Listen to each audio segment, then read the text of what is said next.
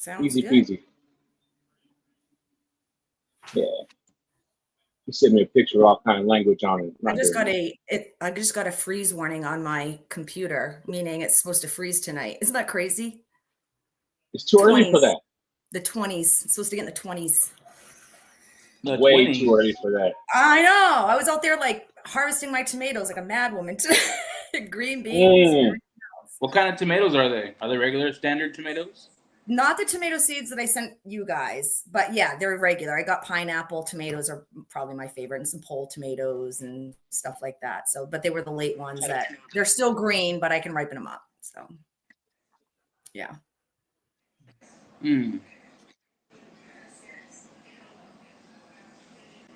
Is it good? Everything good? Okay. Yeah.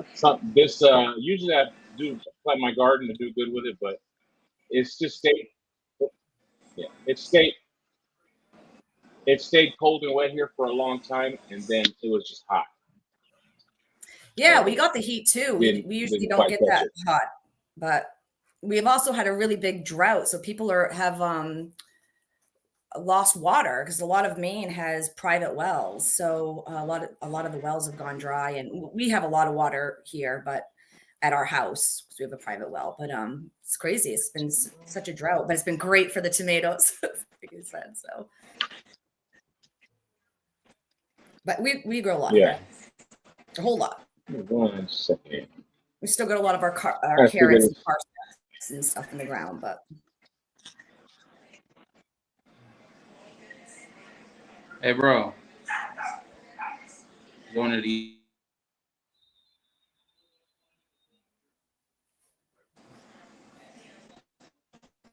Okay. How's that? Is that better? Can you hear me?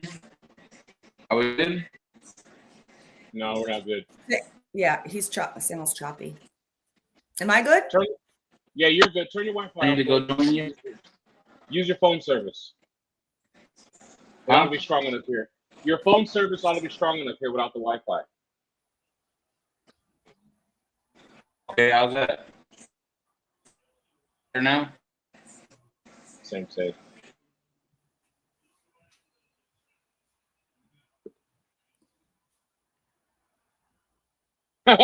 Martin says you got time to garden, you got time for more dogs. Yeah. Well, the good thing about gardening is I can have the dogs out with me. So we have to rotate our dogs and it takes all day, and I think we talked about this a little before with this breed. They're, I'm lucky if I can usually if you see me with 5 dogs out, it's a couple puppies, a really old dog, and an adolescent, and then, a middle-aged dog. But, yeah, I'm able to just go in the garden and rotate dogs, and we got a lot of acres here, so they can just free roam and do their thing. And yeah, my we brother's probably coming in here. a chest freezer every year just for the dogs. So vegetables, deer meat.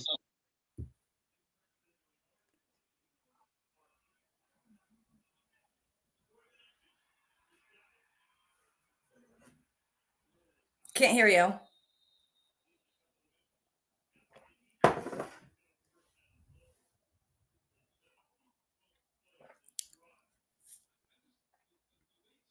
Still can't hear you.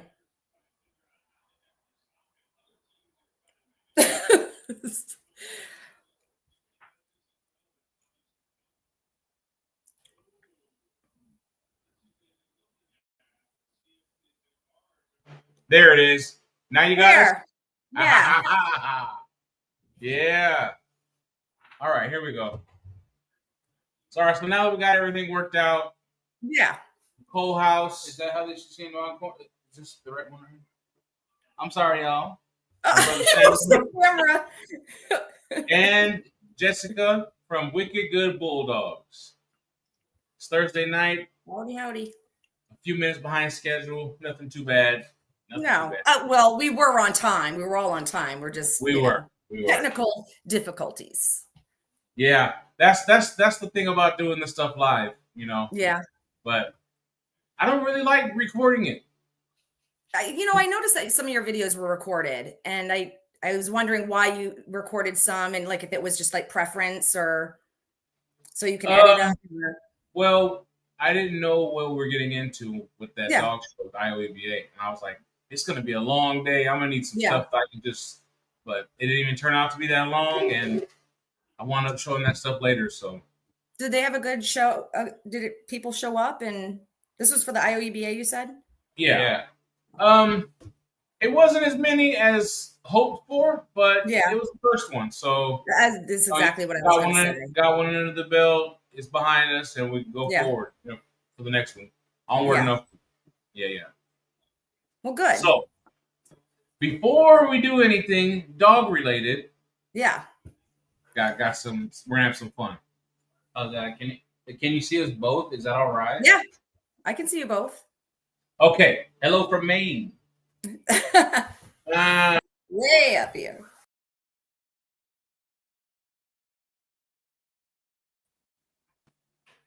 Okay. 80s or the 90s? 80s or 90s? You pick. Oh God, what is this, like trivia? Come on, 80s or 90s? Just pick. Come on with it. Hold on. Can we get a birth date first? 6179. So I'll go with 80s or 90s. yeah, 80s. We'll do 80s. 80s. Okay. That's a rough one right there. 80s. All right, we're gonna give you a series of choices. Pick one or the other. Okay.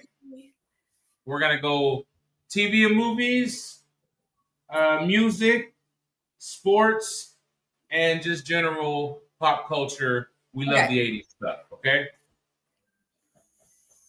E.T. or Back to the Future? Oh, E.T. Okay. I'm a girl. I think a lot of women would say that, though. You know, that's fair. Barrymore and all the. That's fair. Okay. I've never seen E.T. before. Rocky or Karate Kid? Karate Kid. Oh, okay. Yeah. Okay. Yeah. Okay. Schwarzenegger or Stallone? What is it? Schwarzenegger or Stallone? Oh, Sloan. Okay. All right. I mean, I like them both. A-Team or Knight Rider? Knight Rider. Who's Knight Rider? What is that? Don't talk to him. I mean, hey, he said the 80s. He loses. Right. All right. Alf or Mork and Mindy? Oh, I don't know the second one, but I liked Alf. No Mork and Mindy? No, I don't know who's that. Do you know? That's when Robin Williams was an alien. He sat in the egg. Oh yeah, that's right. No. Yeah, no. He-Man or no. Full House or Growing Pains? Oh, Full House all the way. That was on in the 80s? I think probably late 80s. Yeah, it'd be late 80s because all right. I think I remember watching it. Now we're getting to the nitty-gritty. Okay, those were warm. All right. Michael Jackson or Prince? Oh no. Come on. I'd say Michael Jackson. Okay. That's fair. Bon Jovi or Guns N' Roses? These are so hard. Right. I'll do Guns N' Roses. Guns N' Roses. Okay. Run DMC or the Beastie Boys? Oh, the Beastie Boys. 100%. Okay, no Sneak Till. Every song, I knew them all. All right. Let's see. Cyndi Lauper or Pat Benatar? Ooh, who's that? Cyndi Lauper. All right. We got a pause. We got a healthy pause. That was good. Okay. All right. Let's see. Let me ask that one. Go ahead. Yeah. All right. Hulk Hogan or Randy Macho Man Savage? Oh, Hulk Hogan. Oh, for sure. Are you Sorry. sure? I'm sorry. All right. No worries. These are all you. There's no wrong answer. What do you get at the end of this? Do I get a prize? I mean, we just get to know Jessica a little bit better. Oh, okay. All right. Yeah. Let's see. No, this is good. Fingerless gloves or leg warmers? They were both a thing. Well, I'll have to go with leg warmers. Okay. Yeah. I never did the fingerless glove thing. Track suit or acid wash jeans? Sadly,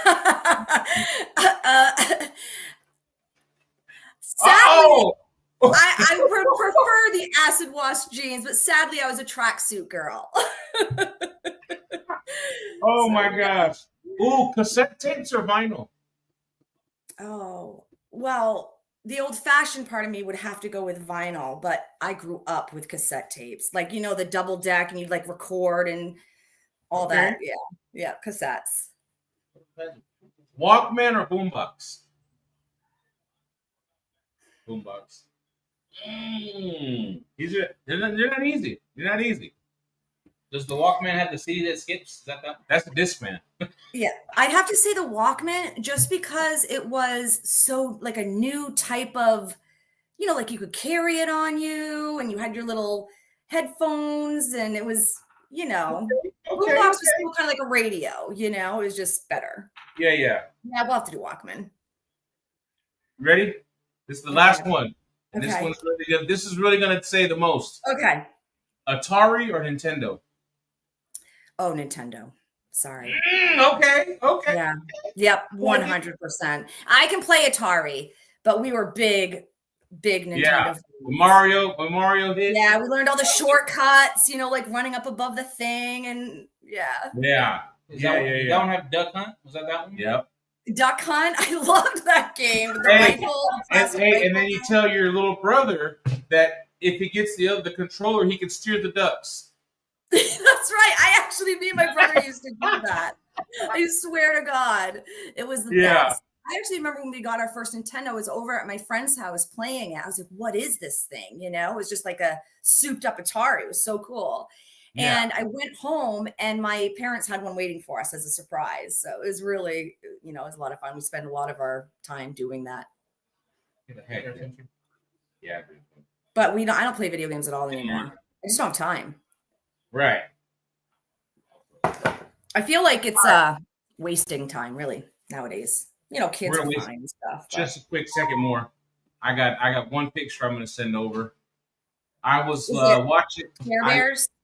No. That'd be fun though. Care Bears, Bro. They just stand around and care. Is that like Build-A-Bear?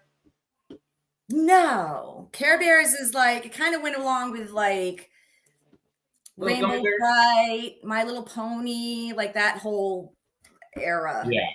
Okay, so I seen this. That was creepy. Come across my news feed, and I clipped it, and I was like, I'm gonna run this by Jessica. What is Once again, it has nothing to do with dogs. Okay. Has everything to do with chickens. Pop culture. Oh. No, we can talk chicken. I got chicken conversation too, but okay, let me see if I can zoom into this. You just okay. Oh. Okay. Can you see it well? Oh, yeah. So I've just acquired a non-human 80s sidekick. Which one are you choosing? I don't even have to look at them all. And I would tell you Falcor, 100%. Yeah? Yeah, or what's his name? Is it Ludo from The Labyrinth? Him too. Yeah. I really liked him. I really like The Labyrinth, obviously. So. Yeah? Yeah, one of those two. Falcor or... You got to pick one. And I want the whole retarded thought process of why. Well, oh no. I'll have to say Falcor. And it's... The reason being... I grew up with both of those movies, but I think that... what is it called? Never-Ending Story. Never-Ending Story. I think maybe I was a little bit younger when that one came out, so it imprinted on me maybe a little more. Is that a horse? Falcor? It's like a flying creature. We're finding more reasons to not talk to this cat. What is it? So we're getting more and more reasons to not talk to this cat anymore. I know. Like, what the heck? Making fun of Falcor like that. What'd you call him? A monkey? Looks like a horse and a golden retriever had a kid. He does look like or a puppy, I guess. He's a new fluffy Frenchie. No, that's Gizmo. Look at it. Yeah, that's Gizmo for sure. Yeah, there it is. You got the Sharpei ET. Yeah. What about you, bro? You got Gizmo, which to me he has too much responsibility that comes along with him. We think Yeah, the dogs whole have a lot of water responsibility. thing and Right. You can't feed him in there. You can't gross. get wet. Way too much. Gross. It's already easy. It's an easy choice for me. Go. What you got? And you know what I'm gonna pick? What? Harry. Bottle. Harry the Hendersons? The Bigfoot. Yeah. It's easy. And what about you? So, I liked Howard the Duck. It looks creepy. Really? I mean, just You're walking weird. around with a 4-foot duck. You know what I mean? Yeah. Yeah. Because Falcor is cool, you fly, whatever, but people, what's that? By the time people figure out what it is, you're gone. Yeah. Right? You Yeah. actually get to walk around with Howard the Duck, and people Yeah. try to talk to him, and you're like, don't talk to my duck. You leave my duck alone. Yeah, that's true. Yeah. All right. All right, that was That's fun. funny. Yeah. It was ridiculous, but it was Loved fun. that. Yeah. We'll have to do Well, the let's talk 90s Bulldogge. another time. Yeah. Put up my picture. We only need to see this. No, we're not, bro. I'm not putting profanes up there. It's blacked out. Is it? Yes. It's not. It is. But it's all right, whatever. Yeah. Never mind. You'll All right. have to send it to me after. All right. There you go. Yeah. Give me 1 second here. And it's Bulldogge related too. It's crazy. Cool. So let's start at the top. Let's talk about whelping puppies. So, whelping pups. We've had quite a few here. We've had about 400. So we're pretty good at it now. I make sure everything's ready. I'm kind of a perfectionist that way. I like to have all the meds on hand and all that stuff. And my vet doesn't she's very careful now, like what she provides breeders with. She doesn't like to give out the extra oxytocin shots anymore, and that happened years ago. It's not just to me, it's to everybody. She kind of just stepped back. She didn't want to get in trouble or anything. I don't know. Okay, So before can you explain what oxytocin is and what it's for? And yeah, so oxytocin is a shot you can give your mama dogs that will help contract their uterus and help you there's a couple different ways that people use it. One is to get a stuck puppy out. You'll find, like, if you go to the vets, your dog is having a hard time having puppies. The first thing they're going to do before they bring you into a cesarean, as long as the bitch is, okay, and the puppies, is give an oxytocin shot. And that might help bring those puppies down and out. You have to be careful when you're using it, though, because it can be a powerful drug. So if you use too much of it, it can, I don't know if burst is the right word, but rupture. It can make everything come out, right? Uterus. Yeah. It can really cause issues. Once in a while, what I'll have to do is, so we've had 3 C-sections here and about 80 something litters now. And so the rest have been natural. But every breed event, if you do it long enough, you're going to run into needing a C-section or whatever. Right. So we do it natural. And sometimes at the very end, like if I have a bitch that has a bigger litter, or, sometimes you just get a female that she's just not a great pusher, or she just wants to rest, and that there's another puppy in there because you can feel them. I don't do x-rays or any of that stuff. I used to, but I just don't anymore. No, okay. Nothing. Very brave. I like it. Yeah. The only time I got an x-ray done is when I had a vet give us a C-section, and we were, I guess, like counting on the x-ray to be exactly right. And he went in there and he did the C-section, and I guess you kind of like sweep the uterus. Some people vets just take the uterus out, kind of set it on them.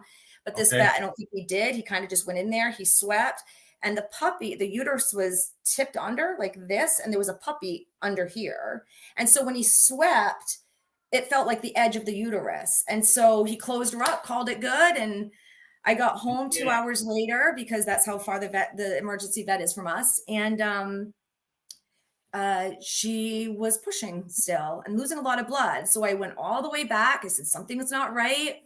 And they said, no, she's just a nervous mom. I'm like, this is like her 3rd litter. Like, I don't think she's nervous, but they gave me some Chinese herbs, sent us back home, and then 3 days later, I brought her back in, and she had a puppy in her. I insisted on an X-ray because they were going to send me home again.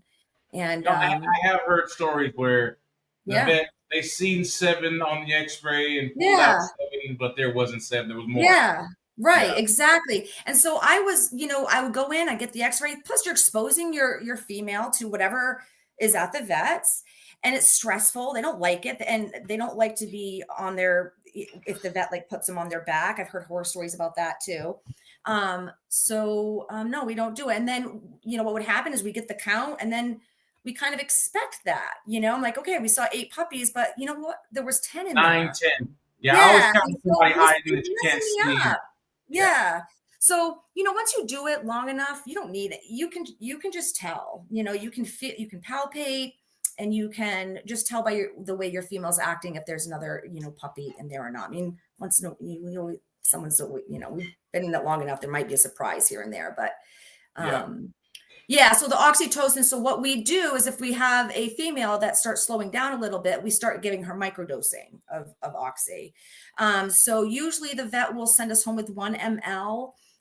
So I know a lot of people do I think between 0.8 and 1 ml at the end, just to kind of flush them out, make sure there's no puppies in there and everything's good. I will do that sometimes, but normally I can tell everything's good. But if I do have like a puppy in there and my female's getting tired, I'll give her a microdose of like 0.3, 0.4 at the most. And usually that's enough to move things along, get things out and call it good. So yeah. But we can get that on hand now. So there's a place, I think I can say this online. It's online. Actually, I learned it from James Choppin. Love Choppin. My Pup. Yep. Yeah, it wasn't from him, but it was someone that commented. So we get a lot of our antibiotics, oxytocin, eye medication, not like the terramycin, but like the BNP ointment, with or without steroids. You can get steroids there. Anything that you need to go to your vet for, you can basically get there. It's called Pet Farm Canada. So pet is in a pet, and farm is like pharmacy, PHARM Canada. And it's not in Canada. I think it's in New York, actually. You can get everything, Clavamox, Baytril, you can get it all. So, I mean, I don't think it's black market.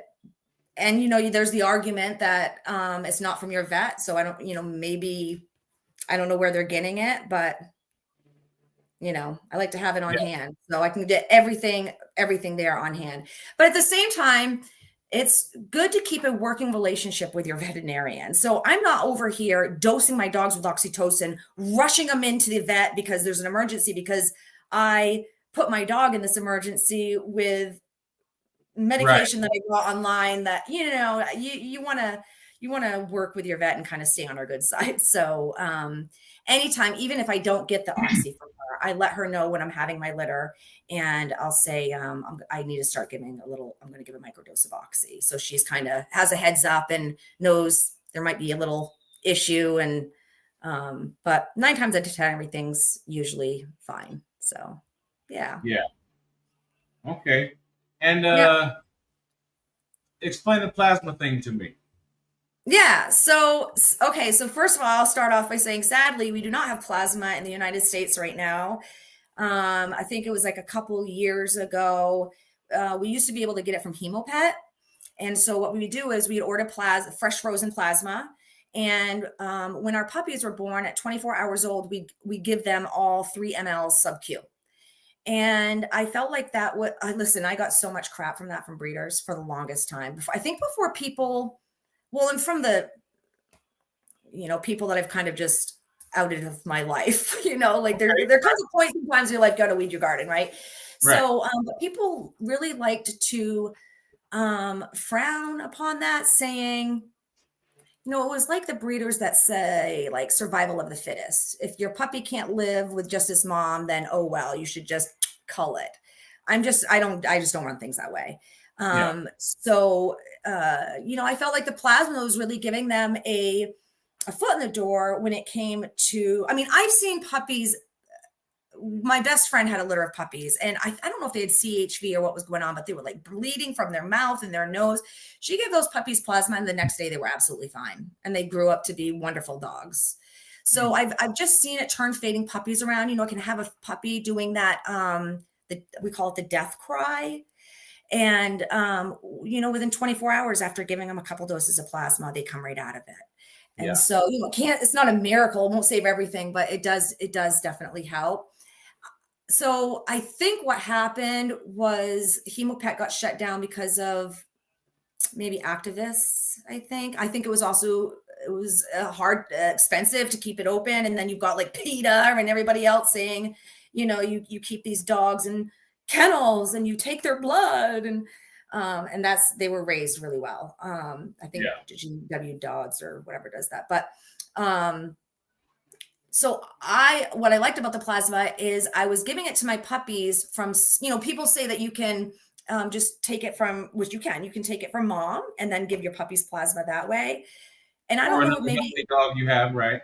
Yeah, exactly. But to me, it's like, well, they're already getting all that from my yard, from exposure from my yard, you know? So like, mom's already giving them all that from, I feel like from her breast milk. I kind of want exposure from different yards, you know, so they have different antibodies the puppies are getting antibodies from mom, but they're also getting antibodies from this plasma that carry different diseases or viruses or, you know, whatever. So I liked that.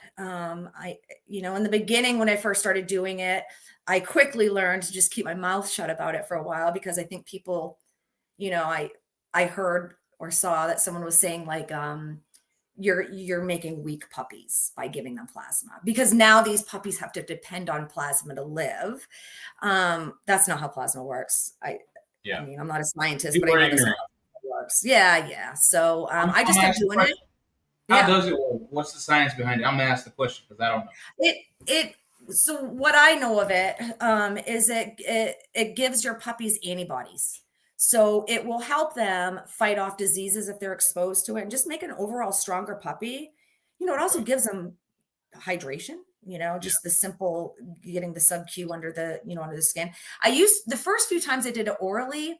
And, you know, I had a couple puppies like tried to aspirate on me. I'm like, this is, you know, I'm going to kill a puppy giving them plasma. With it.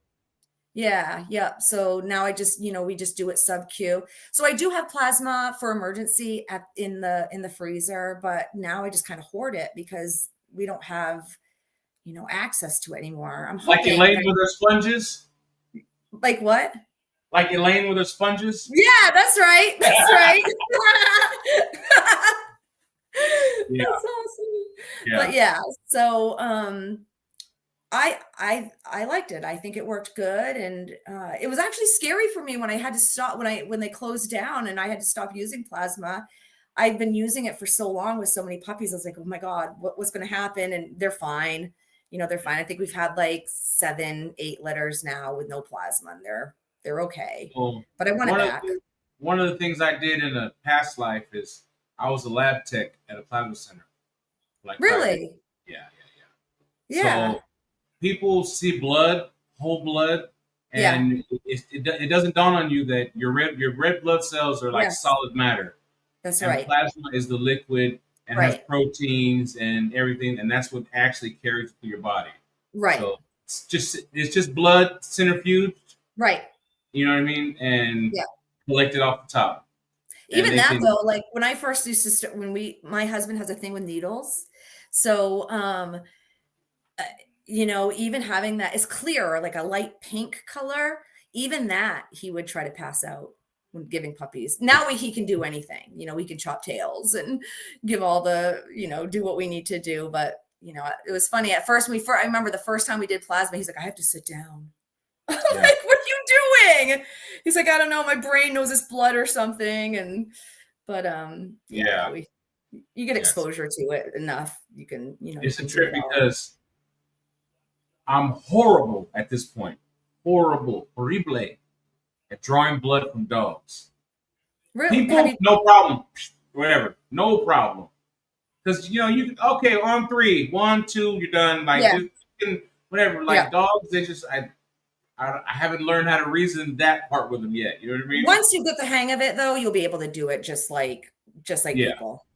Yeah. I've never tried it on person, so I don't know, but I'm pretty good with my dogs. Yeah. Yeah. And we got our progesterone machine, and but a lot of times I just kind of do it the old-fashioned way and put them in the back pen and let them figure it out. But if they can't, Yeah. Yeah. So let's talk about the honey with the dogs. Oh, yeah. So did you try it? Yes. Oh, good. You're supposed to say it's the best honey I've ever had. It's pretty good. Yeah, it is. It's really good. This year's honey is probably my best year yet. I mean, what I think is, everybody always says it's good, but I just taste a little bit of a difference this year, which I love. But yeah, we give honey to our dogs. I actually had some tonight. I had some ground pork, so I threw that in a pan with some kale from the garden and some mushroom extract, and I put in some probiotics and some honey and apples from our local orchard that we just picked. And oh my gosh, they loved it. They ate it right up. But the honey I think it helps with their immune system. I think it helps with their gut health. Gut health is a big thing. I think a lot of people are learning more about it and pushing it now too. But why are you laughing? You don't like gut health? Oh no, I do. No, this ate a bowl of hot sauerkraut and sausage. And sauerkraut's good for you.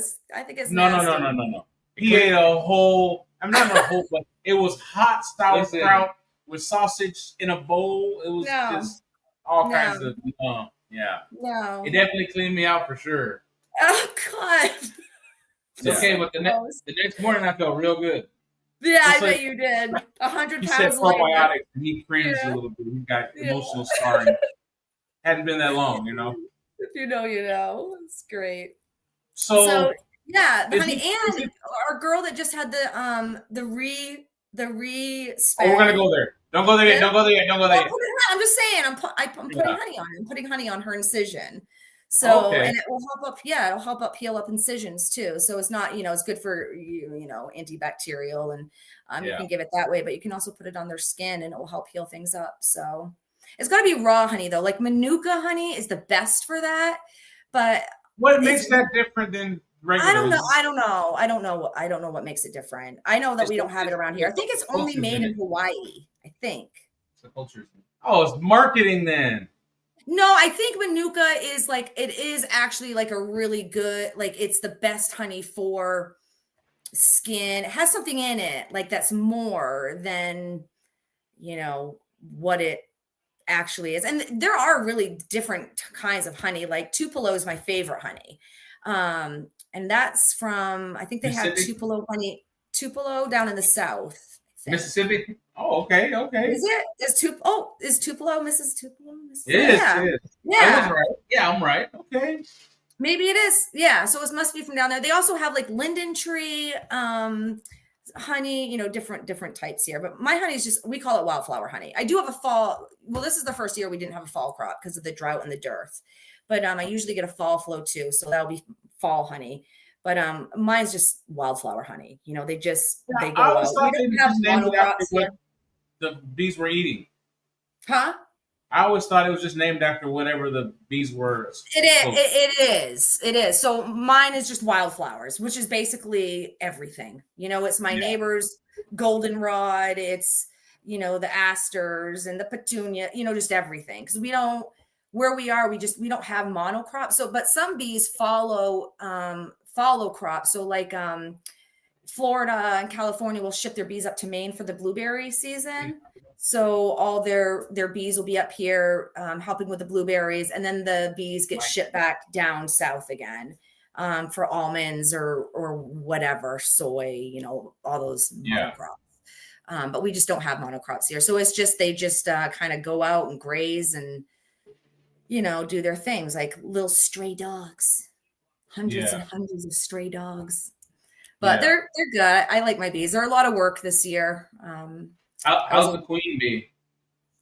All of our queen bees are doing good except for one. So I don't think she'll make it through the winter, but I'll say. She's a red queen. So this is so not dogs, but every year we have a different color for our queens. And so there's, I think, 5 different colors. And like, so it's years that begin in end in 1 and 2 is green. Years that end in 3 and 4 is white. Years that end in 5 and 6 are yellow. You know, it goes on. So every year, this year is blue. So red. she's like our queens. Years old. Yeah, so we can. That's how we know how old our queens are. And a lot of people requeen every year. My queens are. I have like half of my queens are from this year. I have one that's a green queen from last year, and then I have one that's a red queen from 3 years ago. She really needs to go, but I don't like killing them. So I'll just say if she dies out, if they die out, they die out because they can't live without their queen. So right, I guess they could, but not to. What do they look like? The queens? Yeah, like bees. But no, they're different. They're bigger. I'll send you a picture, a little video after this, and I'll show you. I got a queen piping, and they're neat. They're cool. Yeah. No question is a dumb question, right? No, it's not a dumb question. Nothing in beekeeping is dumb. Yeah. But this time of year, they are a little feisty, so I have to be careful, like when I go out there, because you know, they can kind of follow me out of their yard, and then my bees are my dogs are the bees victims. I don't know what it is, but they just kind of go at them.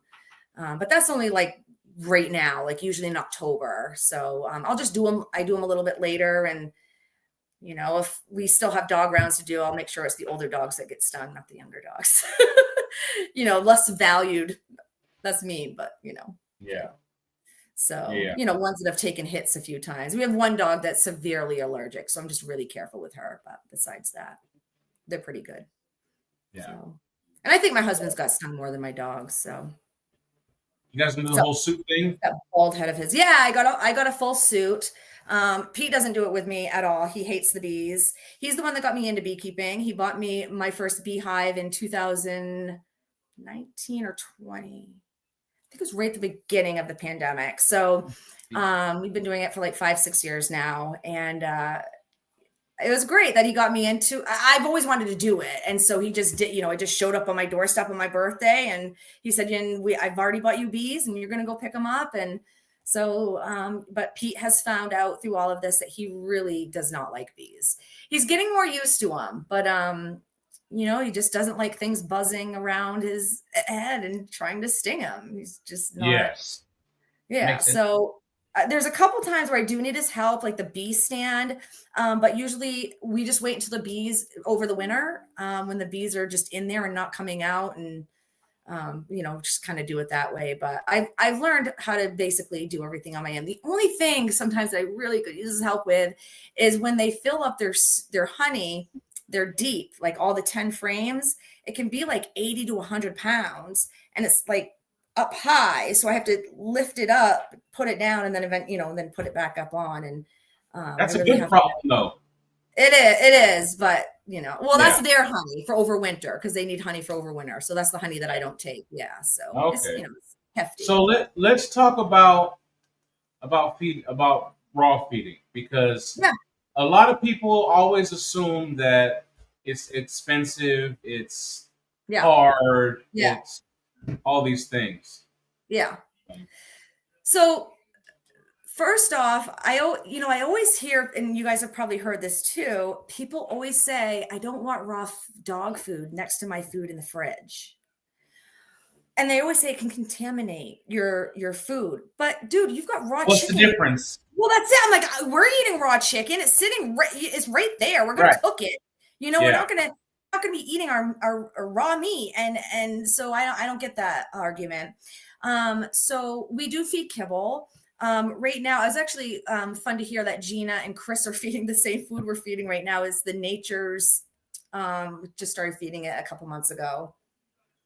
Oh, she said Nature's Recipe or something like that. Yeah, Nature's Recipe. Yep, the salmon one, and we're doing good with that. We also do Earthborn, the Meadow Feast, but that's just a maintenance food. It's not like an all life stage, so I can't feed that one to my puppies. So this Nature's Recipe is working out good. But we also do, of course, we kind of talked about a little bit, the Whole Foods and then the raw. So the whole foods mostly are from our garden. We have 3 chest freezers downstairs. So I fill about 1.5 full of just raw dog food, whether it's the chickens that we grow and harvest, the deer that my husband usually gets 2 to 3 deer. How many ever the state allows us that year to get? I don't know how many this year. I think he has a doe permit and a buck or 2.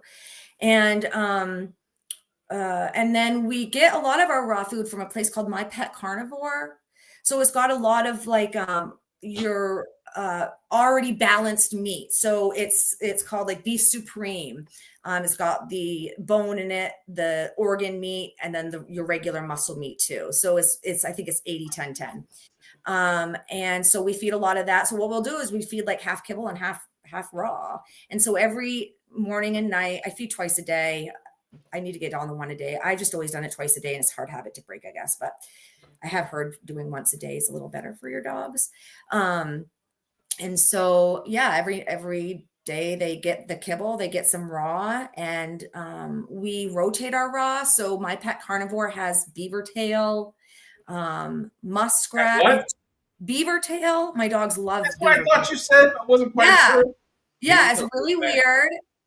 They've got other things too that sometimes I'll make Pete cut them up, like the cow noses. Yeah, that's it. Yeah. Muskrat and beaver, you were not lying.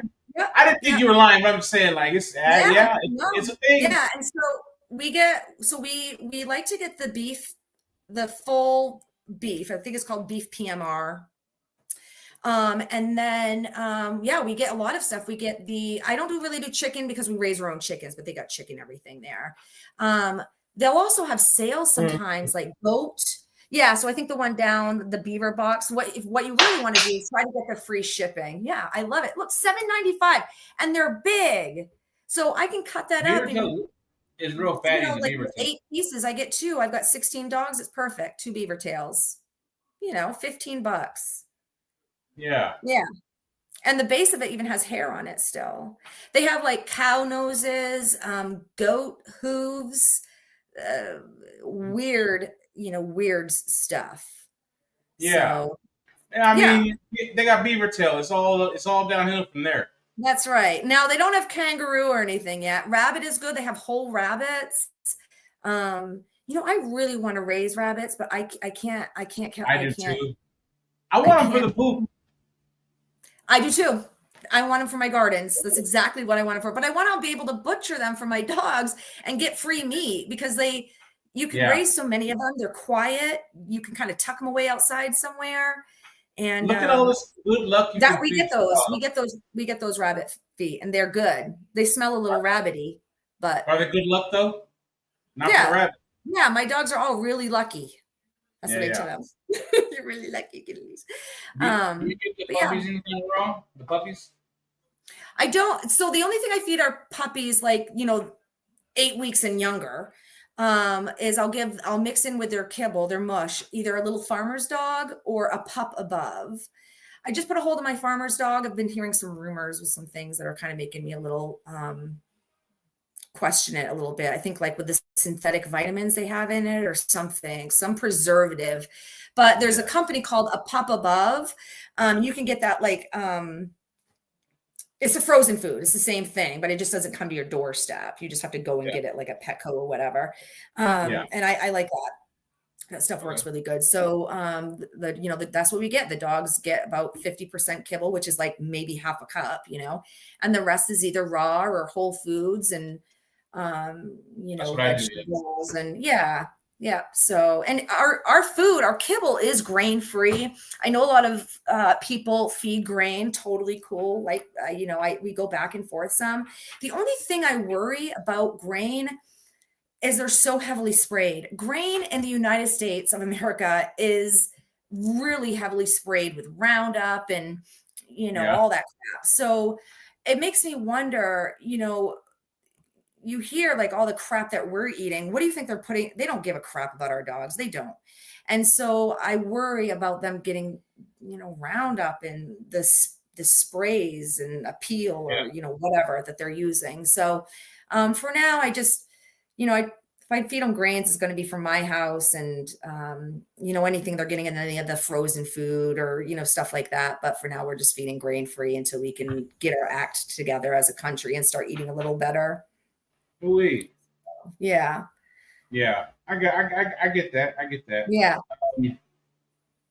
I get a little paranoid about the ground up, pre-mixed raw stuff. Yep. I like I understand that the bones is in there and all that, and that's great. But I like seeing my dogs crunch bones, and like I give my dogs hindquarters. That's one of my main things I feed them, and then and you feed chicken. You give chicken thighs and stuff too, right? Did I hear you say that? Yeah, hindquarter. That's just the leg of the drum together.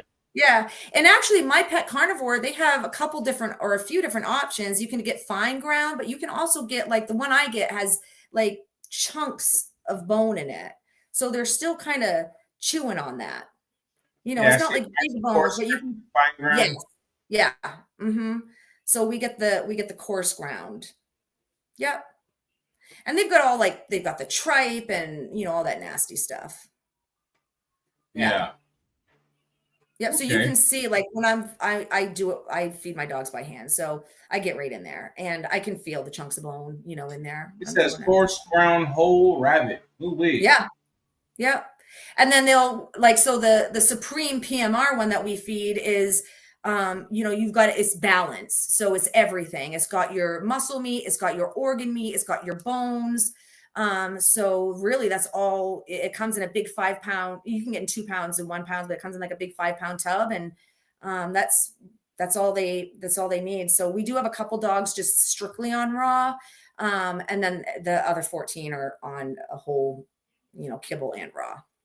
Yeah. So, and I feel like, with the price, kibble is outrageously expensive nowadays. It is. The world's gone crazy.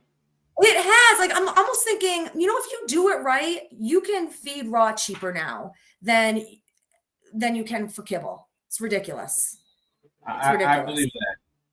And I don't want to sound like I'm speaking out of both sides of my mouth, because we had the kibble guy on, and I enjoyed that. I'm not mad about it. You know what I mean? No, not at all. I do enjoy actually get more, I guess, pleasure for myself out of seeing my dogs crunching bones and being dogs.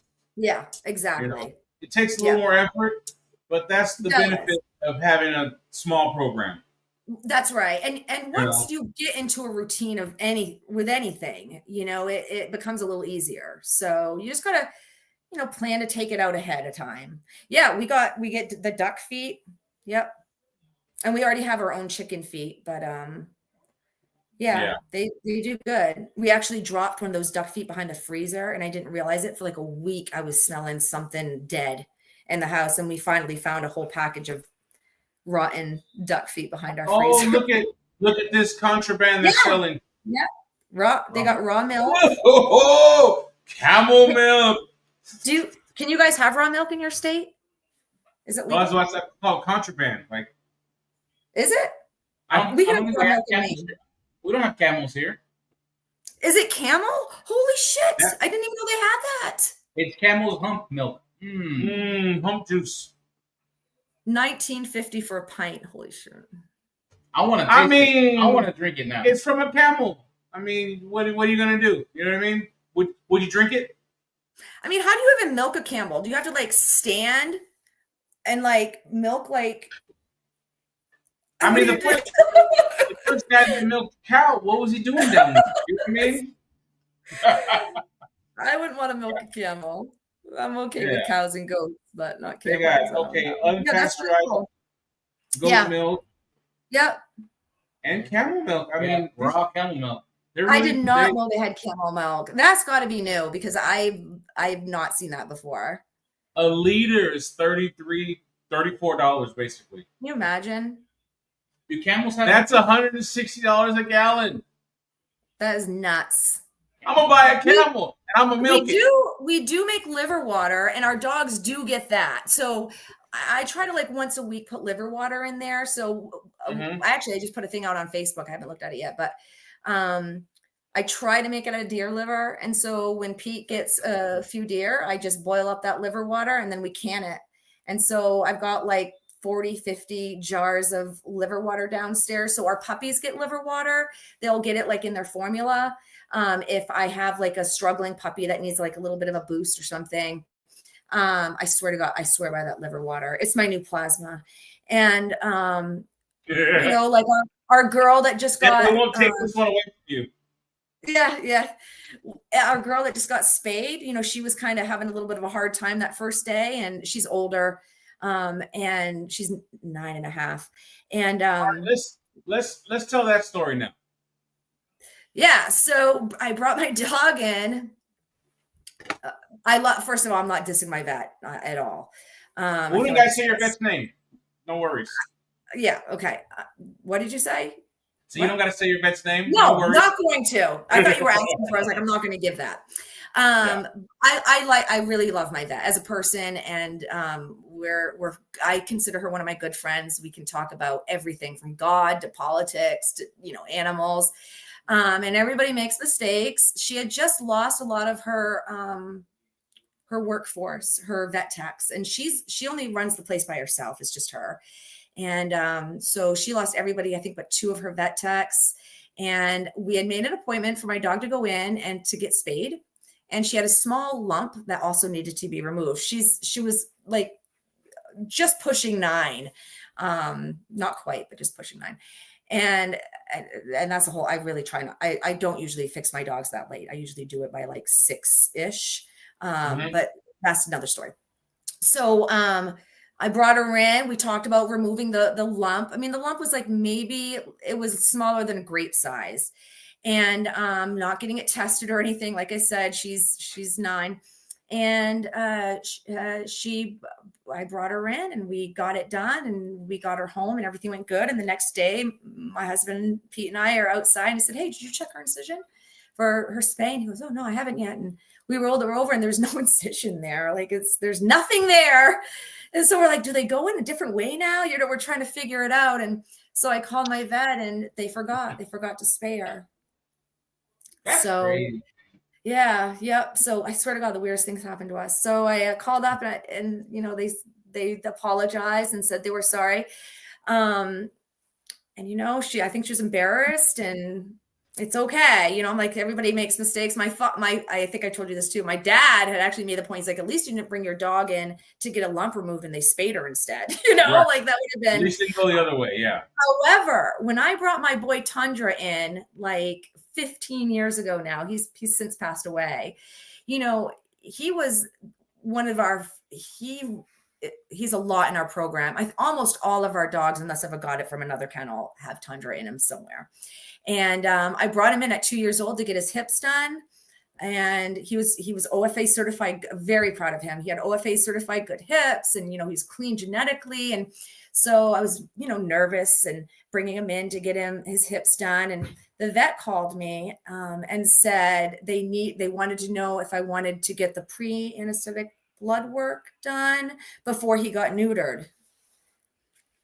And I said, no, you're not neutering him. And so that was almost a mistake that they had made too. So I'm just really careful now when I go in with anything. I don't care how stupid I sound. I want to make sure that everything is, you know, done right, because we've been around the block a time or two and we've seen vets make these big mistakes. And luckily, you know, they all turned out well, but that's my boy, Charlie Bear. Yeah. He's such a good boy. He's in the kitchen right now. I'm really proud of that dog. He's nice. He's nice. Beautiful. Well, I was trying to interrupt the story. I was just trying to. No, I was pretty much done, but yeah, Charlie's got Tundra in him too. But you know, it is what it is, and it's just part of working with. You know, we use our vet a lot, and so we have a lot of animals, and you can't expect to go through life and never have a mistake like that. So it's just good to always, you know, double check and run through things with your vet beforehand, and you know, because that would have been a huge loss for me getting, you know, if they accidentally fixed him. So my vet did. So then my girl that I brought her in to get her spayed, we've only had one case of pyometra here. And lo and behold, Mary ends up getting pyometra. And my first thought is if they had just fixed her, she wouldn't have gotten this. And but my vet recognized that. Like I called her, we talked about it, and she recognized it, and that made me feel like it's okay. You know what I mean? Like she's not trying to say it's not her fault, or she totally took responsibility for that. And so we got her in. Was it yesterday or the day before? Yesterday. I've done so much in the last 2 days, and yeah, she fixed her and it was next to nothing. She charged me like $200 to get her. It's like $1,500 to get a dog fixed here now. It's crazy. What do you guys think? Really? Yeah, it's crazy. Even that's a lot. A lot, right? That's a lot. It's a lot. I mean, a C-section now is going to cost you at least $2,500, $3,000. Well, maybe they paid Bob Barker to say that all those years. That's what I'm thinking. Yeah, it was all. Yeah, it was all scam. I'm still trying to tell my families that about. I always actually use that a lot about Bob Barker. I'm like, we're not Bob Barker. We don't need to spay and neuter all our pets by the time they're 6 months old. And I have to go into the whole spiel. But I have found that veterinarians are getting better with that.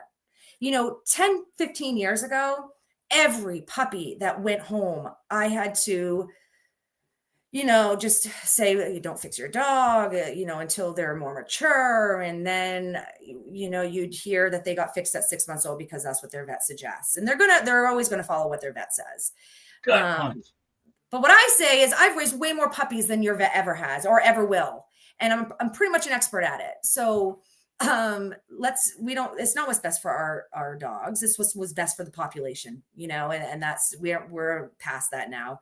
There's Johnny. Oh my gosh, Johnny's getting so old. Johnny's one of those dogs in my program. I can't imagine Wicked Good Bulldogs without him. And he's going to be 9 years old too soon. So, yeah. I like talking about old dogs. Old dogs are a good thing. I was saying, maybe I didn't said this last time, but Pete and I were talking, and, I fail at breeding when it comes to placing my older dogs. A lot of breeders are like out with the old and with the new, because that's how you keep your program running, and that's how you bring in the income. You've got to have younger dogs that are being bred and bringing puppies in. And people can say that they don't do it for the money, but we have to make money doing this. To keep a program growing, you have to make money, and you're going to make money through your puppies. And so, but I have a lot of my dogs. I can't place them. I can't. They either have bonds here with us, like with our other dogs, or we just love them too much. And I know the argument and it's true, like they could go into a home with 1 or 2 dogs and get way more attention, and they can stay on the couch all day or do what they want to do. But, this is their life here. They're used to it and they're happy. And so they don't know that they could get, way more, attention. They're happy. They're set in their ways. And so we just keep them throughout retirement. We have place dogs before, but we don't, most of them. So it's gotta be a special place, right? Yeah. And I just say, I think more breeders are, I think it's great that they can do that. I wish I could be a little more of a hard ass that way. And, but, because it creates more work for us, because we've got, right now we've got 16 dogs and half of them are retired. So we're constantly, I tell them like, you can earn your keep, but then they stop earning their keep, but we also, another thing we do here, maybe a little differently, is I do breed my dogs. I think a lot of people, I like the standard numbers like 3 times. And I don't know if that stems from like the English Bulldog because of C-sections, or, but I hear people throwing that around a lot, like don't breed any more than 3 times. I've bred bitches 6, 7 times and they're absolutely fine. And I also understand the argument why are you breeding a dog that's not going to give you anything anymore? But that dog can give the public like if you know that dog makes beautiful puppies, then and I can make money off of those puppies, then I'm gonna breed them and I'm gonna put them out there in good pet homes, and I think it's good for the breed. It makes a good name for them. Good also, pet puppy. left to their own devices, a bitch will have puppies every time she comes in here. That's right. And we're not doing that. I'm not saying I'm out here breeding a bit every single heat. And in fact, I usually only breed them a couple times and give them a break. I think like once or twice I've done 3 times in a row and then given them a break. But usually it's a couple times and then I'll give them a break. A lot of times too, more times than not, I look at one of my girls and think, you are ready to be bred, but I can't breed all of you that are in heat together at the same time. So I have to just pick, 1 or 2 that I want to say need to be bred more, whether like, okay, this girl's getting older, so this is her last chance to breed. So this 3.5-year-old dog, we can skip her this time and we'll breed this older dog because this will be her last chance before she gets spayed or whatever. Jamie said, thanks for being so real. Welcome. Yeah, that's cool. That's cool. So what up, Jamie? Years ago, I wouldn't, I think things have changed a little bit. I think people are a little more gentle now. I think the newer generations are a little nicer, willing to learn a little more. Back in I think Generation X is probably the worst at this. But that's generation. What generations are you? I'm born 83, so what is that? That's the kids that were just a little bit older than me. Millennial? Yeah, like a fringe millennial, like I'd have to Google it. Yeah. I think 80 is like the end of Generation X, but you're right on that cusp where like we were born before computers, but everything we've had to do in our life and we've had to freaking adapt like our whole life. And so, but there was a lot of keyboard warriors, and there was a lot of mean people and people always putting other people down and people with secret groups taking screenshots and talking, nasty. And so, yeah, just kind of got to learn your way in this world. But we're going to get a little corny here. I do thank God every day. I say my prayers every day. And, that I'm able to learn from that. Those people like that made me stronger. And I think they made me a better person, and I had to toughen up and, you have to find confidence in yourself and really kind of get to the root of things and be like, I know I'm doing this right. It doesn't matter what anybody else says. And then you can just kind of find your crowd too, so. Yeah. When we were kids to get bullied, somebody actually had to put their hands on you all the time. Right, exactly. You couldn't bully somebody with words. That's right. That's right. Yeah. And you can online. You really can. And you can hurt people's feelings. And there was just some nasty groups out there. And I think it was like right pre-COVID, like, that I finally was like, I can't do that. I can't be a part of this anymore. I can't be a part of this negativity. And I just need to step back and unfriend some people. And, I know I'm doing this right and I'm doing it my way. And, but still obviously not my way, like the vision or, I'm still breeding to standard and I'm still, trying to do everything, what my gut is telling me is right and, common sense and stuff. So, and I'm, it's not survival of the fittest around here. I will help a puppy, if it gets lagging behind or whatever, but, yeah. I mean, I have a pet chicken. Until it's a lost cause, keep fighting. Why not? Right. That's right. Yeah. And it's the families, like they are so happy, sometimes, you get a lot of people, not a lot, but, you always get the families that were like, something's wrong or, I need your help with this. And so you're like, worrying about it and you're worrying about them. But then you get that email that's like magical, like they say they just lost their dog. They've had it for 15 years. It was like a kid to them. It brought their children up with them and it's changed their lives. And, those are the things that you kind of live for, and the updated pics that you get and, stuff like that. So, we are changing people's lives, hopefully for the better. And then, we have to learn as a breeder to work through things that aren't so great. Just One of my favorite. Actually, I won't even say one of. Is way up top of the list. My favorite things is giving people their puppy. Me too. Now I hate puppy pickup day. I hate puppy pickup day. I'm a bit of an introvert. I know it sounds weird, but I like my privacy, and I have to answer the same questions like over and over and over again. And I worry when people take the puppies. I found that duck in my driveway this summer. Pete ran inside and he said, "There's a goose. There's a freaking goose in our driveway." He said, "A goose?" And it's a runner duck, looks like. It's a pekin duck. Is it? Not a runner duck? Yeah. Yeah, it was big. Oh, okay. It was the size of a goose. Yeah, so Pete was like, "I don't know what to do." So I went out there and just wrangled it up. It was very friendly. And I love it. You ever seen runner ducks?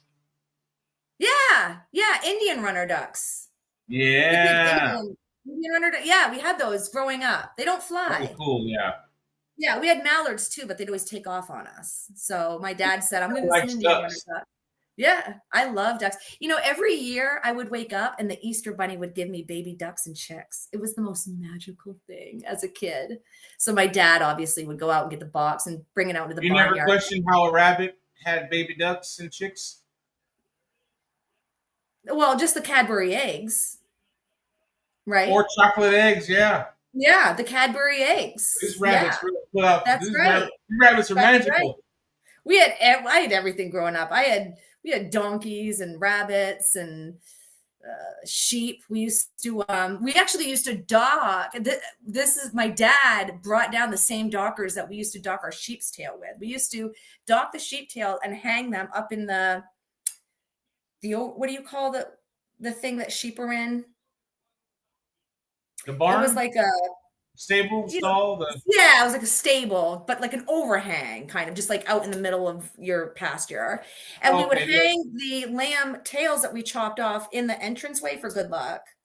So we'd have all the baby lamb tails. I do that with my puppy's tails at our doorway. That's kind of just kidding.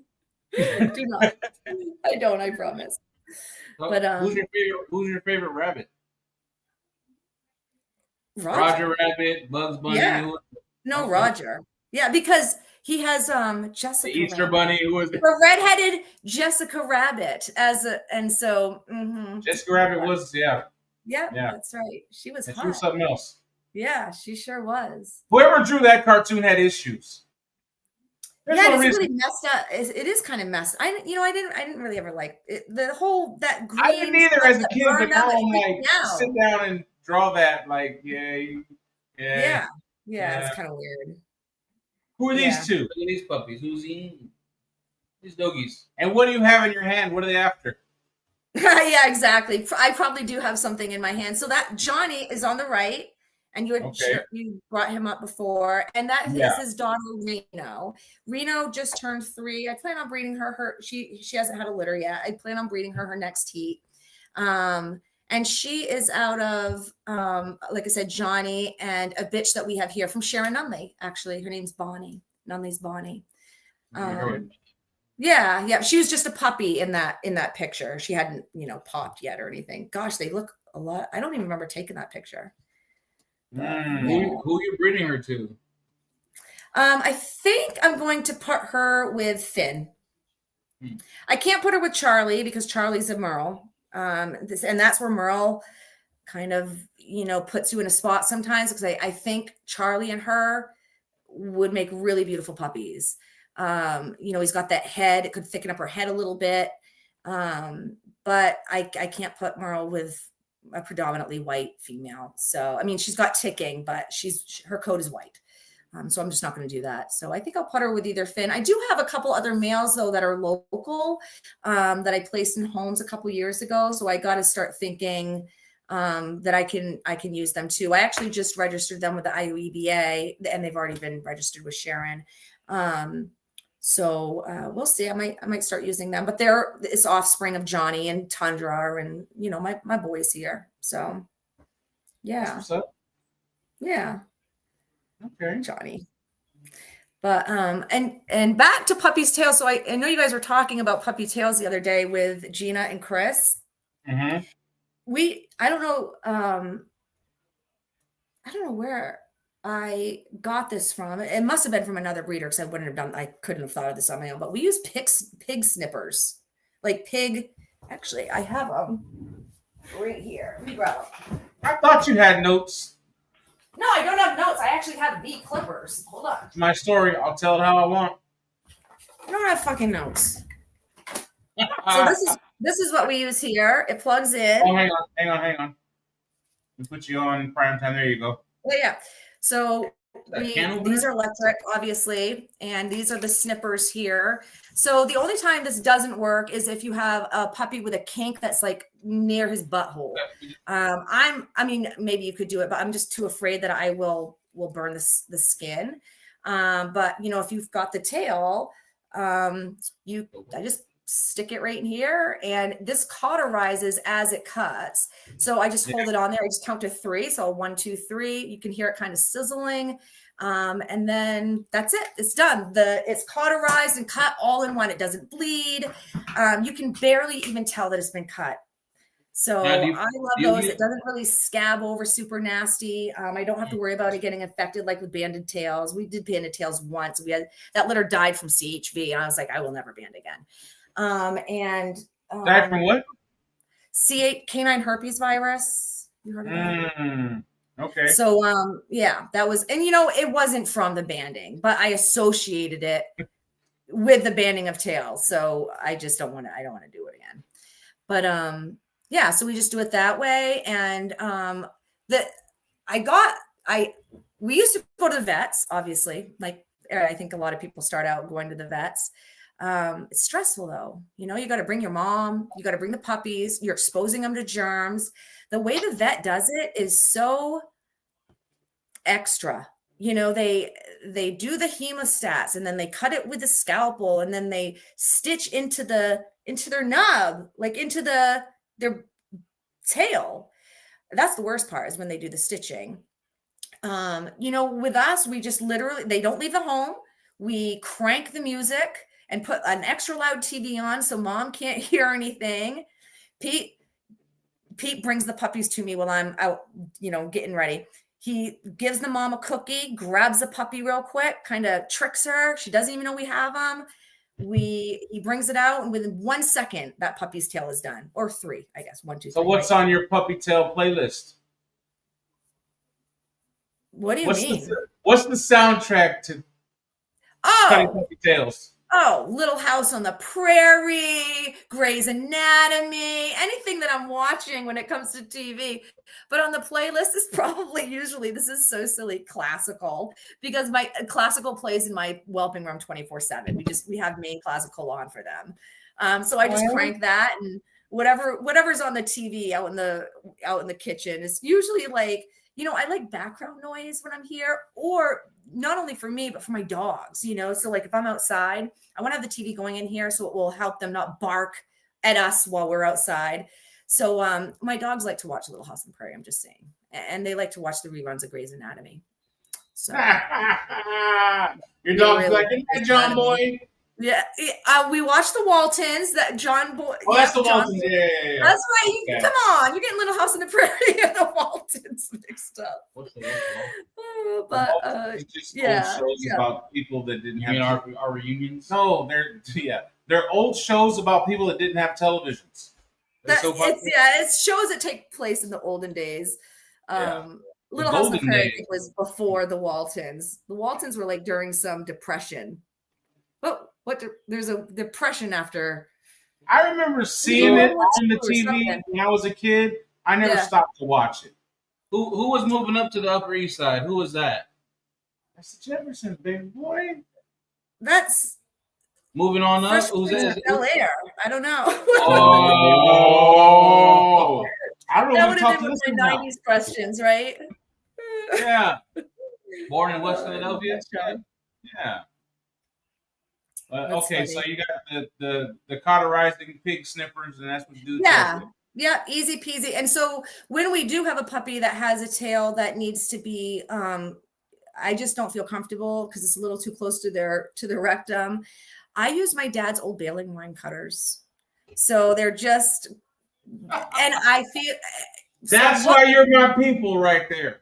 This I learned this from Sharon Nunley. So I was so lucky. Like, so we went to her house in Tennessee. We drove from Maine to Tennessee. We had a dog show there, and she allowed us to come to her house. And she literally showed us every single dog in her yard, and there was a lot of them. And if I walked by a kennel, she'd be like, "You need to turn around and say hi to Jazzy Belle," or whoever. And so I don't think she's ever had a dog named Jazzy Belle, but it was what came to my mind. And somehow we got on the topic of cutting tails. And at this point, I was still going to my vets and spending money and stressing everybody out, including myself. And I knew she, did it by herself. And she showed me what she did. And she had a little box and she brought it out and showed me. And she's like, "This is what we use." And she said, I'm almost 100% sure it was her. She said, "It's better if it's blunt." And it's true because it doesn't bleed as much, right? So not that bleeding is bad, but you don't want to bleed too much. And so when I snip, it will never bleed with these. Yeah, those are it. It will never, when you use those, there will be no blood at all. But when I have to use the baling time, and of course I sterilize them and, dip them in and stuff. And then I just dip their little bully butts in flour or cornstarch and all good. They plug in the wall, bro. And then this part right here. Yeah. This part gets hot. Yeah. The metal. See the wire going in there? It gets hot, and then as you come down, I'm thinking. So you raise bees, right? I what? You raise bees, right? You did beekeeping. Yeah. The honey actually can seal wounds. Did you know that? Yeah, we already talked about that. Like the manuka. I'm just kidding. Fuck you. There you go.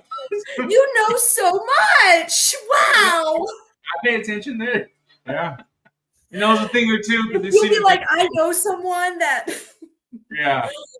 Oh, no, but so I've seen movies where they heal the wound with honey, or they burn it and they close it. So, yes, I agree. Yeah, for sure. Yeah. Well, the other thing about, I was just thinking maybe I've never put them on the puppies' tails, but I probably wouldn't do that because of Mama, because she Mom's gonna lick it and all that. Yeah. But when we used to go to the vets and they would stitch our puppies' tails, what was the first thing that those moms do when you put those puppies down into the foreign object? What is it? Destroy it. And they pull those stitches out, and now you have a puppy that has this ragged, wound. So we found what worked for us, and Sharon, showed us her little trick. And so Pete couldn't do it the first time because he's just kind of weird that way. He's fine now. But just to start off, I had my dad come down. We grew up with Australian Shepherds, so he always had to cut puppies' tails, and he brought his old bale and twine cutters, and I said, "Can I keep these?" And so that's what I cut them with, the pig snippers. And when they're too short or too kinked, too close, then I'll use those other ones. And then I just dip their butt in cornstarch or flour and call it good. I shouldn't say always, but I feel like I've had that done too. Probably after last night, after what you ate. Got a little raw. Did you? Jamie was there for the sauerkraut dinner. She saw that wildness. Oh, that's funny. Oh. Anyways, what was I? I lost it. Oh, I feel like a lot of times the vet leaves the tails longer than I like. I like a tail you can still grab onto. You do like a tail you can grab onto? I don't. I like my tails a little longer. I don't want them boxer long. But I do like them to be able to express themselves a little bit. But that's just, what I loved about my vet when I brought my puppies in, she would always ask me. She'd always say, "Here, or do you want it here?" And I just kind of learned that way what my preference is, So I do like a little bit of a longer nub. So if I got a puppy, I cut all my puppies' tails. I don't leave tails. I don't think I ever will. It's just something I don't prefer. I think a dog looks good with them. There's nothing wrong with that. But just personally, I like the nubbies. But if I have a puppy with a nice straight tail, I usually do go a little bit longer, but I don't want no pump handle or nothing. Like I had one bulldog with a tail. Yeah. Right? And it was cool. It got attention, but the question of what is that exactly? Yeah, is it a pit bull? Oh, it's a That's what I'm bull. afraid. I'm afraid that people think it's a pit bull or plus No, they didn't think that. They just didn't know what to think. Yeah. Because the front end screams bulldog. Yeah. And then there's like, like Yeah. mullet business of the front party of the Yeah, just back. kind of throws them off a little bit. Exactly. Yeah. So, you associate a bulldog with, wrinkles and nubbies. Right. Yeah. Because we use hemostats, surgical scissors, flesh adhesive Yeah. on Glue. our roots. Never had issues. Yeah. What's that like? I think we have Vet Bond for glue here, and I did try that a couple times. But with the pig snippers, you don't need them. It just cauterize. There's nothing to close. It's just done. You gotta. This dude, he says little stuff on the other. It's just you're good. I'm listening. Believe me, I'm paying attention. I'm satisfied. I've had Okay. my last tail job was pretty good. All my puppies are perfect. Michael says he has rot, not I said roots. Oh, Rotties, Rottweilers. Yeah. Oh, Rotties. Okay. Yeah. Do you guys do your own tails? I've done it. I half cooked my strategy. Yeah. I forget the hemostat part skipped my brain for whatever reason. I don't even. And so we had to go to the vet and get them stitched. I just couldn't get them to stop bleeding. Like 2 of them, like they just kept bleeding. A couple hours, blows out. Let's go to the vet. It's closed. It's open. Yeah. They stitched them up. Yeah.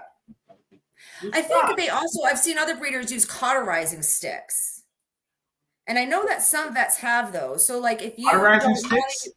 Yeah, so they're like long matches kind of. And they've got like I don't know what they have on the end, some sort of sulfur.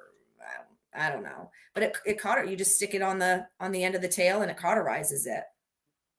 So that'd be, if you continue to do it that way without the burn tool. Yeah. Yeah, it just burns it closed. Right. Yeah. I think maybe what did I see? Maybe it's animal. Like a big match. I'm gonna put it up. Yeah. It just looks like it's a big match. That's all. I've seen them before. That's what it is. Just a big stick with like too much. That's exactly what it is. Yeah. But it's like it doesn't really stick to them. Whatever's on the end of that it just burns them. Yeah. Yeah, then you peel it off. You take it off. You throw away the stem. Well, it just kind of scabs up, I think. Yeah. Yeah, it's I've never used them. But one of my friends' vet used to use them. And I was like, oh, we got to get our hand on those. Like I could use those for other things too. Let's see. I mean, my dog just a few months ago ran up to Pete and I, and she had a hole in her like this right on her. I have no idea how it happened. She just ran up to me and was like, look what I did. I was like, what are we going to do with you? I mean, you could see like guess what I put on it? Guess. Honey. That's right. I did. I know. I packed it with honey. And I was like, this is going to heal. We are not going to the vets for this. And I did put her on antibiotics. And she was fine. Put her on some cephalexin, packed it with honey, and over a couple weeks, she probably could have gotten 5, 6 stitches, but it was good. It was all good. Mr. Michael Christian says after the flesh adhesive, any spot bleeding, he'll use the stick. I guess that's the cauterizing stick. Yeah, so that'd be perfect for you. So you can do them, and you don't have to worry about that bleeding because that will help. Take that bleeding down. Or a $30 set of hee-haw pig snippers. I love them. I do. I warm them up. It takes about, I usually let them warm up for like 15, 20 minutes and then they're ready to go. And not for each pup, just in the beginning. And then, we can get a litter of 10 done in like 10 minutes. Weird question. Yeah. Is there a smell? No smell.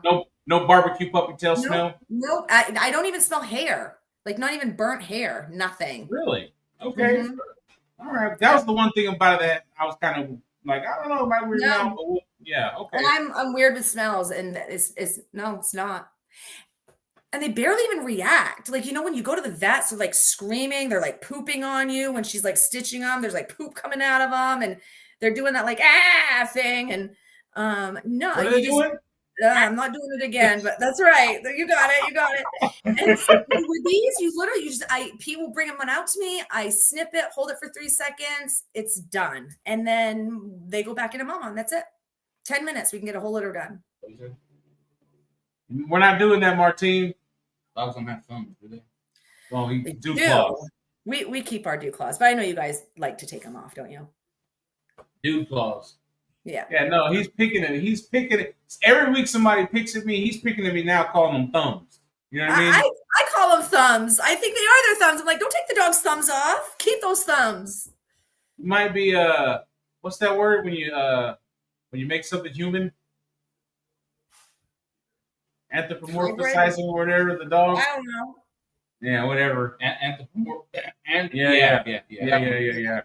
Something like that. It's a big word. I heard it once. I used to take dew claws off. I used to, but I just don't anymore. Yeah. But you know what? I watch all your shows, and I'm going to bring Gina and Chris up again. I remember Gina saying, I think it was her last podcast, and I totally thought this too. I just thought people were lazy or didn't have the money when they kept their dew claws on. And I used to kind of think that too, like, you're just lazy. I also feel that way about, I do feel that, but I keep thumbs on now. And it's not because I'm lazy at all. No, it's because you're $40 short at the end of it's what it is. Oh yeah, totally. That's exactly what it is. Shit, where was I going with that? So why keep them? Let me ask that question. So,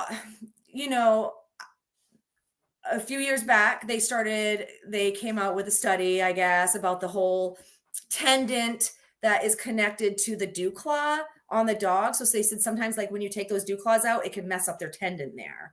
I never had that happen. So that kind of scared me a little bit. And then, I don't know. I just started keeping their dew claws on. I liked, I bought a dog with dew claws. The first 3 dogs I bought didn't have their dew claws. And then, or maybe 2 dogs. And then I bought a couple dogs with dew claws, and I just like the dew claws better. They hold their bones with them. Also, our dogs, we go out in the woods and we run a lot. And so they're making sharp turns. They're jumping over logs. They're going under trees. And I feel like they use those dew claws for that. And so, we just keep them. And after, I understand the clean look of them. Like that when they don't have them, I do get that. And I did prefer that in the beginning. Yeah, it just like you're poor. Yeah, I get that. Yeah, I get it. I'm just playing. She did say that was funny. I was like, yeah. If you got dogs that are outdoorsy, it helps them like move around better. That's right. Exactly. So like when we're in the woods, they use them like when they're jumping. We have big trees that have fallen down. So when they're jumping on those trees and jumping over, they use those to grip and turn But yeah, mostly they're always chewing on something, raw bone or sticks, or eating something they're not supposed to. They're always using those dew claws for it. So like traction. Yeah, traction. Mm-hmm. And I've had maybe 1 dog ever hurt its dew claw.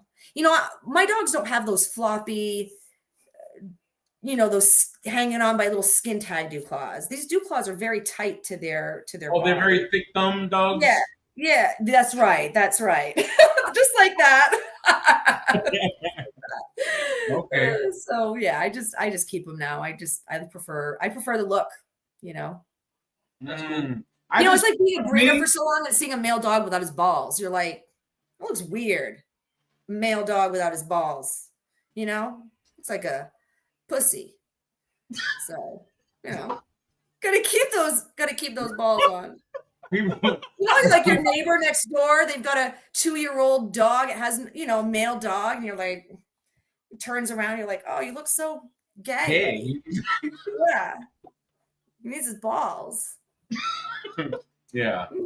Martine said he's never had a conversation about dew claws. With anyone in his breed about removing dew claws. What breed is this? American Bulldogs, yeah. Wait, does he remove dew claws or no?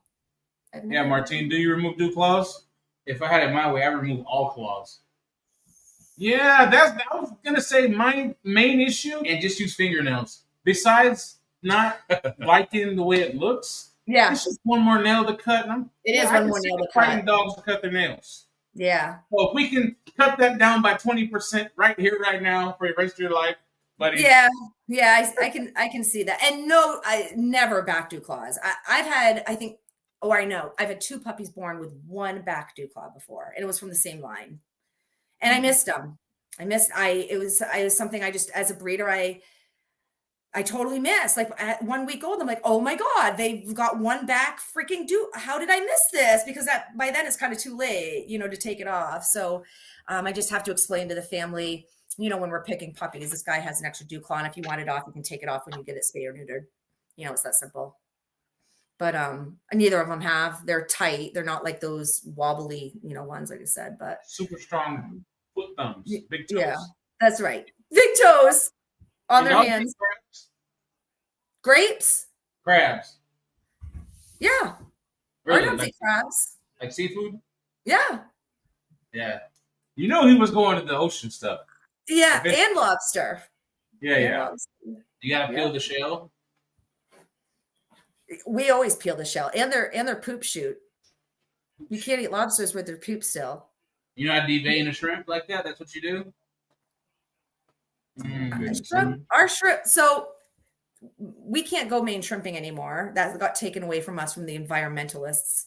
But I don't think they have that. I don't think they have poop chutes like lobsters do. Like the poop thingy that you have to take out of the tail. Yeah, no, I'm familiar with it. Shrimp don't. Maybe Gulf. They got a dirt vein. We be polite by call it a dirt vein. Oh, is that what you call it? I call it a dookie shoot. We call it the pooper shooter. So, yeah, right. Yeah. So all day. You mentioned something at the hardware store that you use for your flea and tick. Oh, yeah, I have it here. So, first of all, flea and tick medication. So in New England, I have notes. Okay, yeah, you do have notes, you jerk. Why can you have notes and I can't? Yeah. So in New England, flea and tick medication is pushed really hard here. It doesn't matter if it's in January, February. My puppies will go to their first vet appointment, and I now ask for when puppies go to their first vet appointment, I ask for the proof of their invoice or proof of their vet visit. And that lets me know that they've brought their puppy to the vets within, my contract says 5 to 7 days, but legally Maine, I think, gives you 14 days, but no one knows that. And I like them to go a little sooner. And what were we just talking about? I'm not going to bail you out just yet. I'm going to struggle for a second. We're talking about crabs and lobsters and flea and tick. So flea and tick vets. So in my so what we have been so when we first started breeding, it was just frontline basically. I think there was like a couple other things or whatever. We do have ticks really, really bad here. So I understand why they push it a lot. They do the whole scare tactic. Your dog's going to get Lyme disease or anaplasmosis and die from a tick. It's not true. And maybe Lyme if they get it bad enough, but not anaplasmosis. And, at 8 weeks old, that puppy goes in. They're like, okay, let's give it the kennel cough shot. Let's give it their second, parvo distemper corona shot. Then we're going to give them their flea and tick meds. And we're going to, it's too much. And so what we were finding is the isoxazoline drugs, the chewable flea and tick meds, we just don't do here. It's too much. What we have found with our adult dogs is they were becoming aggressive. They were getting put on those and showing some pretty bad behavioral issues. But as soon as they were detoxed, they were fine. Also, they can cause the seizures. It's too much. It's too much. Why do we want to put our puppies on neurotoxins like that? Especially in January and February. Like, why are these vets pushing NexGard in the middle of freaking January in Maine when there's not a tick in sight or a flea? They put them right on that HeartGard medication. And, vets never explain, and listen, I'm not bashing vets, but I think there's room for improvement. They never explain about heartworm. They never say, okay, so your puppy or your dog gets heartworm from what? A mosquito, an infected mosquito that first bites a heartworm positive dog. And up north, we don't have a lot of strays up here. I think mostly because of the elements. I'm just saying, like the South does a little more strays. But heartworm, I think because of the elements are a little warmer, kind of thrives down there a little more. So, these puppies are like kept on heartworm 12 months out of the year. They don't need to be. We only have mosquitoes here like 5 months out of the year. And even then, I mean, I only. How big are they? Can they fly off with a chicken? They basically can. Absolutely. They're absolutely horrible. We also have black flies here, and they don't give any diseases, but they can make you sick.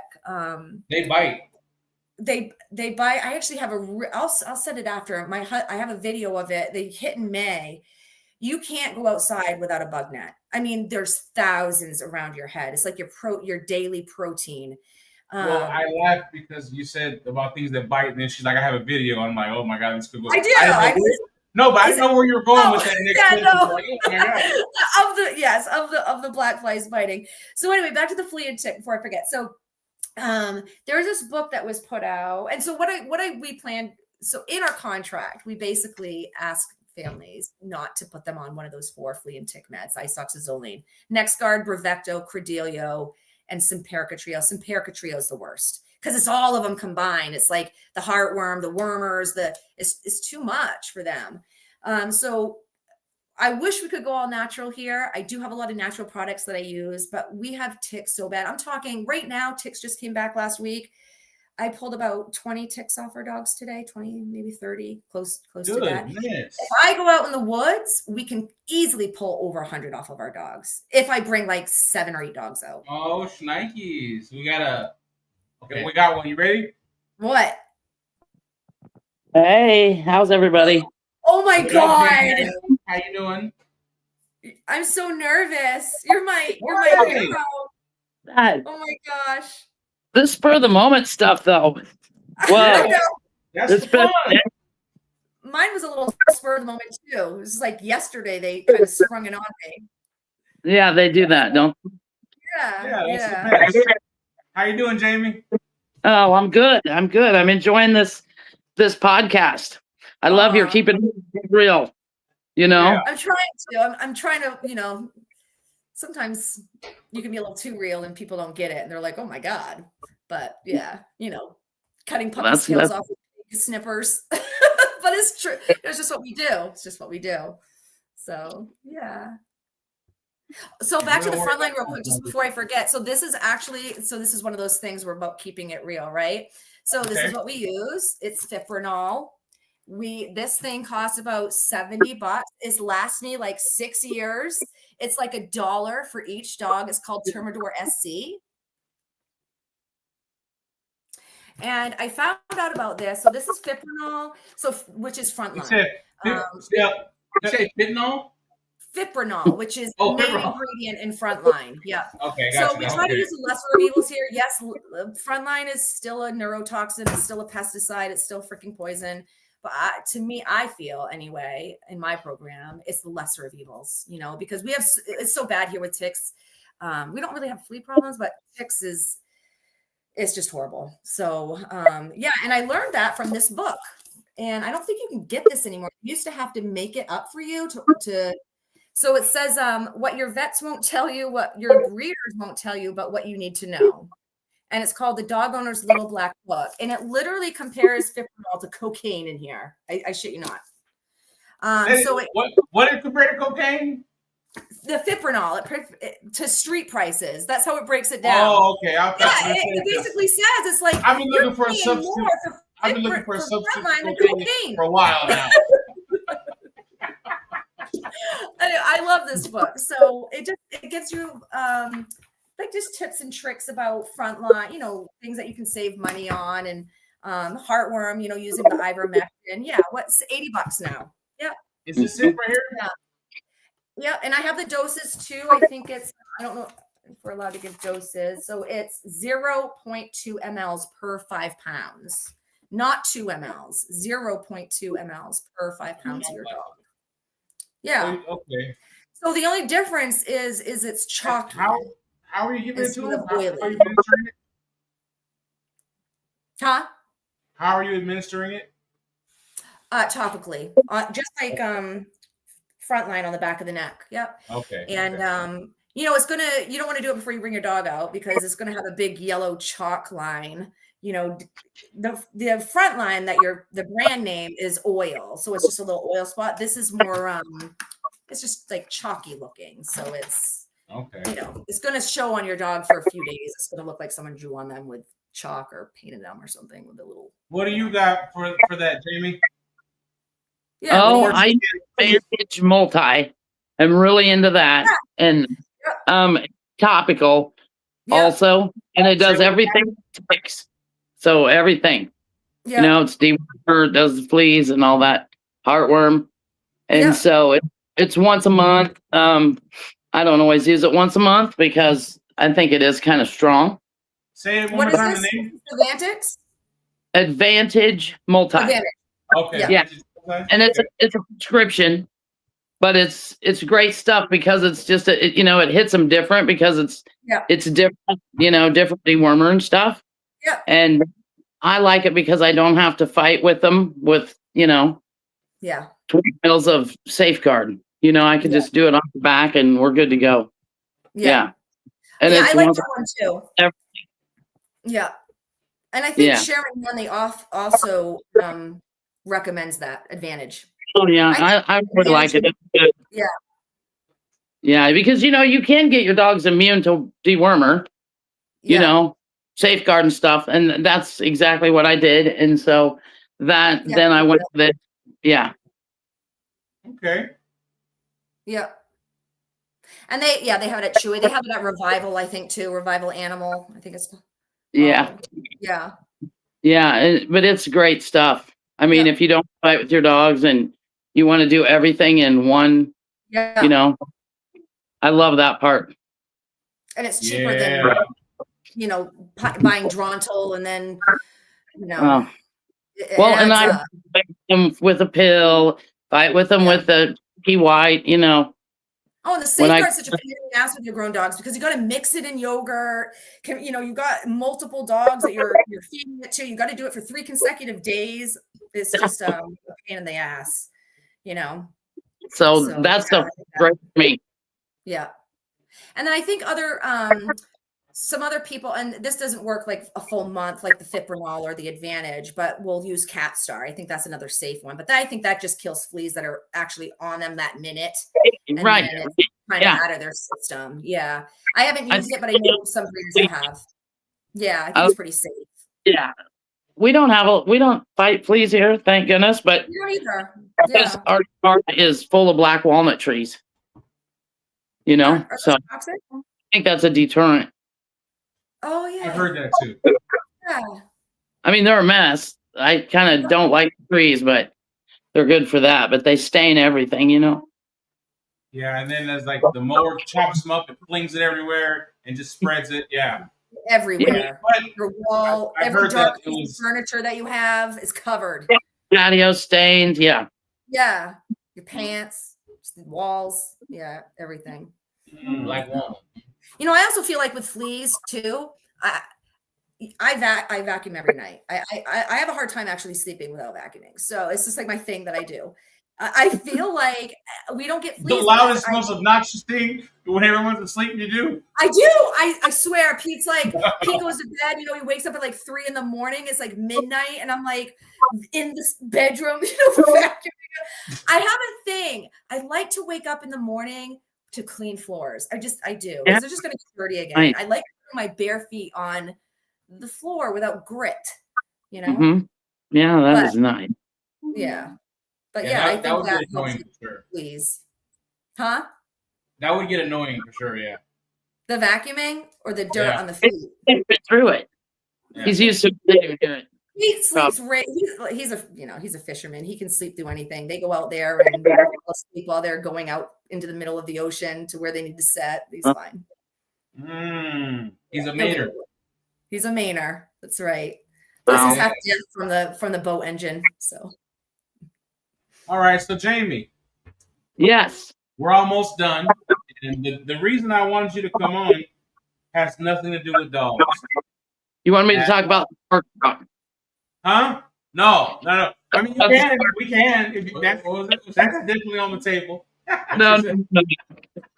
But your meal choices, buddy. Why did you pick sauerkraut? Sauerkraut's disgusting. Dude, So gross.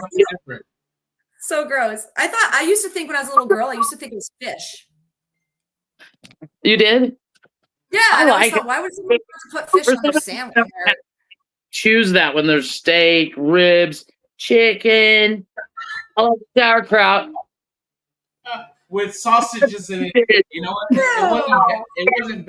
It's so gross. I had applesauce with it and mashed potatoes with it. Just all soft, geriatric, nursing home food. We just made it this week. Yeah, good. Yeah. But the applesauce was good though. It was chunky. It was really good. Listen, I'm gonna make applesauce. I've got bags of apples, and I'm learning. I'm YouTubing on how to make applesauce so I can can it for us and the dogs this winter. We'll see. All right, so here we go. This is why I had to get you on, Jamie. I was like, oh no, here we go. Kind of craziness. 80s or 90s. Right. Like, we did the 80s earlier, right? The 90s. We're doing the 90s, right? I got a series of pop culture pick ones, right? You got to pick one. Okay. And you and Jessica are playing. What are we doing? Are we one of these things? Huh? Okay, we just got to pick what? Yeah, I'm gonna read you two things that are comparable, and you pick one you like better. Okay. Okay. It's hard. Get ready. This is the 90s now. Okay. Nirvana or Pearl Jam? Pearl Jam. Agreed. Okay. I don't know who that is. What? Jeremy? TLC or Destiny's Child? Who? TLC or Destiny's Child? I don't know either one. Okay. I'm going to Destiny's Child. Okay. All right. I'm going to say TLC. Yeah, I'd say TLC too, because I don't know Destiny's Child. Was that off of TLC? No, Destiny's Child was the group Beyonce originally was in. And then, yeah. Oh, yeah. She was Beyonce and the rest of them weren't. You know what I mean? For some reason, I thought Beyonce was in TLC, but no. Okay. Think of something else. Tupac or Biggie? Tupac. Biggie. Oh, I love it. Come on. I love it. Let's see here. Rachel from Friends or Kelly Kapowski? Kelly Kapowski. Rachel or who? Kelly Kapowski from Saved by the Bell. I don't know her, so I'm going with Rachel. Oh, Rachel too. Okay. All right. Homer Simpson or Peter Griffin? Homer. Yeah. Okay. Let's see. Men in Black or The Matrix? Ooh, The Matrix. Men in Black. Oh, okay. Yeah. The Matrix or Fight Club? Fight Club. Matrix. Oh. Yeah. Okay. Michael Jordan or Magic Johnson? Michael Jordan. Yeah. Okay. King Griffey Jr. or Barry Bonds? Barry Bonds. Yeah. Okay. I don't. Okay. I think Jessica will have a strong opinion, and Jamie may not. Okay. NSYNC or the Backstreet Boys? What was the first one? NSYNC or the Backstreet Boys? Oh, Backstreet Boys. Yeah. I didn't like either of them though, just for the record. Okay. But if I had to pick one. Mariah Carey or Whitney Houston? Whitney. Mariah Carey or Whitney Houston? Oh, Whitney, 100%. Okay. Ooh, this is the last one. Okay. Now, mind you, it's corny, but this is like you got to pick one. Seinfeld or Friends? Seinfeld. Seinfeld, 100%. Yeah. Okay, all right. Yeah. I like it.